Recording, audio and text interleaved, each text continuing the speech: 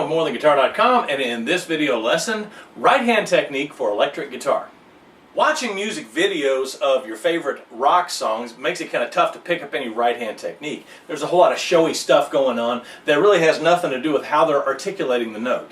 And if you're moving to electric from acoustic, you're kind of used to flailing away at it and strumming anyway, which is fine on acoustic, but doesn't really work when you kick on the distortion. So I want to show you a couple of basic right hand techniques that help you control the sound of your electric guitar.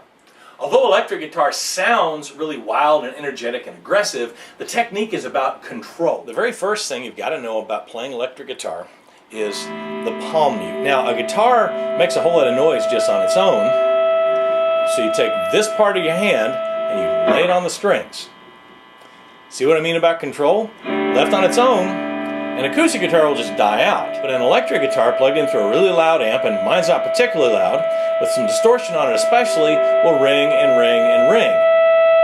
This is a cool effect when it's controlled and used in an artistic fashion, but if you're just standing around talking, it's really annoying. So, the first thing to learn is the palm mute. You're going to take this part of your hand and lay it on the strings. Turn your volume all the way up, turn the distortion all the way up. As long as you have your hand on it, it's not going to do more than hum.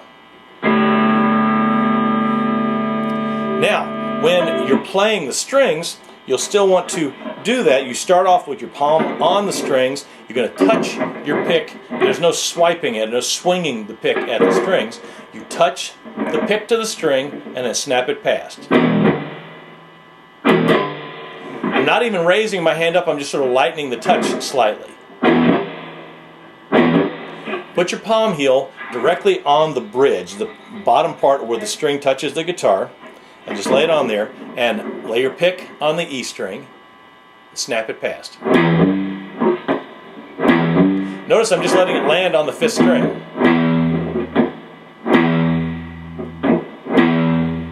And you get a really cool rock and roll sound.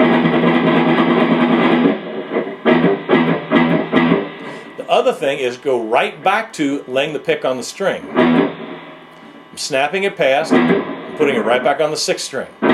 Maintaining the palm mute all the time. Now try doing 2 strings. Laying it on the E string and snapping it past those two, putting it right back.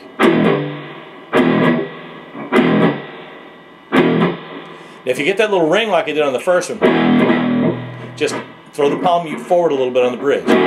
Play around with that now. Move your palm mute back on the bridge, up on the strings, back on the bridge, up on the strings, lighten it a little bit, touch harder.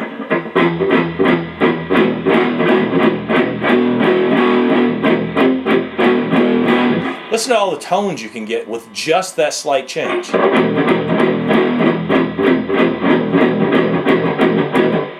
Again, notice that the pick comes back into start position every time, touches the string, and then snaps past.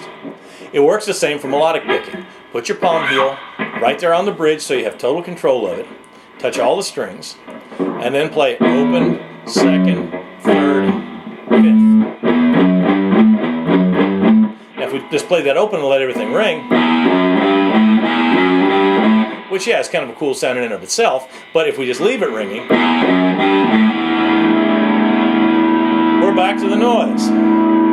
So, even when you play it open, you end with a palm mute.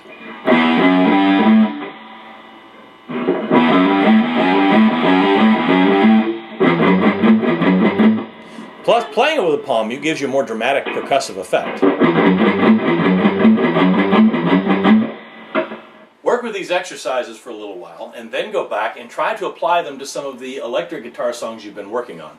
I think you'll find they sound a little bit more like the recorded versions now. Now obviously the essence of rock and roll is not control, but rather you learn to control the instrument like this and then see how far you can push it. Where is the ragged edge of destruction that you ride to give that great rock and roll performance?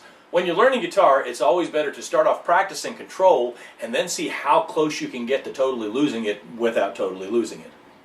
Don't forget to check below the video for other exercises and maybe some songs you'd like to learn. Below that, there's a big gray box where you can ask questions. If you didn't understand something, it's probably my fault. This is Ben Brown with morethanguitar.com, and this has been Introduction to Right-Hand Technique for Electric Guitar. Thank you for watching.